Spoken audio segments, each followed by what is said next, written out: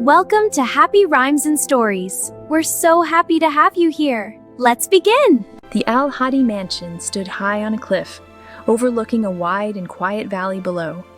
From far away, it looked like a palace carved out of stone and light. Marble terraces shone under the sun, fountains sparkled like gold, and lush gardens were filled with roses, jasmine, and tall palm trees. The air carried the soft scent of flowers mixed with oud and incense. Everything about the mansion spoke of wealth, beauty, and power. Inside the mansion, Ayla walked slowly through the grand halls. She wore a pale cream silk dress that flowed gently with every step.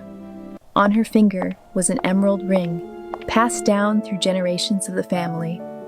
Ayla noticed small details, reflections in mirrors, whispers between servants, the way doors closed too quietly. Lina was different. She wore a deep crimson gown, her dark hair falling freely down her back. Her laughter filled rooms before she even entered them. She loved attention and moved with confidence. What a magical day! I feel like dancing forever! Where Ayla was quiet and careful, I am bold and fearless! Yet, despite all the beauty, something felt wrong. The west wing of the mansion was always locked. Servants avoided walking near it, lowering their eyes when they passed. Madame Safiya, the old caretaker who had helped raise the twins, carried a key at her waist. What is in the West Wing? Please tell us. Nothing is there. As children, the twins had strange memories. Ayla often dreamed of a long hallway and a girl dressed in white standing at the end, watching her silently. Hear that, Lina? Who's there?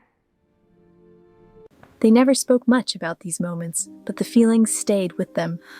Years passed. The twins grew up surrounded by luxury. This tea is wonderful. It is. I'm so glad we could do this. Amazing. Have one. Guests praised the family's perfection. At formal dinners, sitting beneath crystal chandeliers, both Ayla and Lina sometimes felt that something was missing. Then Madame Safiya died. The mansion fell into deep silence. On the day of the funeral, black Bentleys filled the driveway.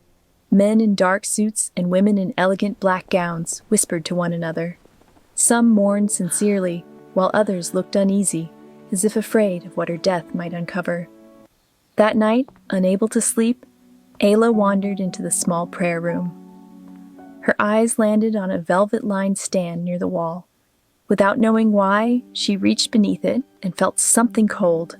She pulled out a small key. Lina, look, the key. I know what it unlocks. It's too much. The West Wing. I'm afraid. We must be brave. Together, then. It's opening. The doors slowly opened. Inside was a nursery frozen in time. Dust floated in the air as sunlight streamed through a single window. 3 white oak cribs stood side by side, each covered in lace. In the wardrobes hung tiny dresses. Name tags were stitched inside. Ayla, Lina, Zara. I miss her so much. Me too. I hope she's safe. We'll find her. We have to. Together. They found old photographs of their parents holding 3 babies. Nearby, a cracked mirror reflected their faces, broken into pieces.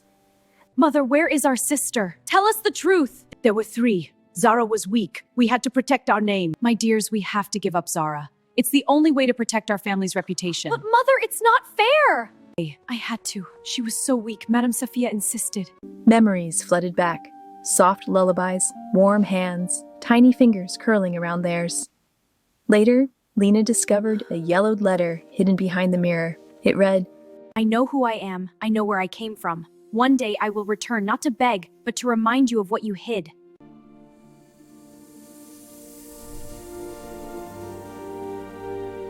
The sisters decided to honor her. They cleaned the nursery, opened the West Wing, and added Zara's name to the family records, even as relatives protested. That night, as moonlight filled the mansion, the cracked mirror reflected not 2 sisters, but 3. Zara stood quietly with them, not angry, not afraid, finally seen.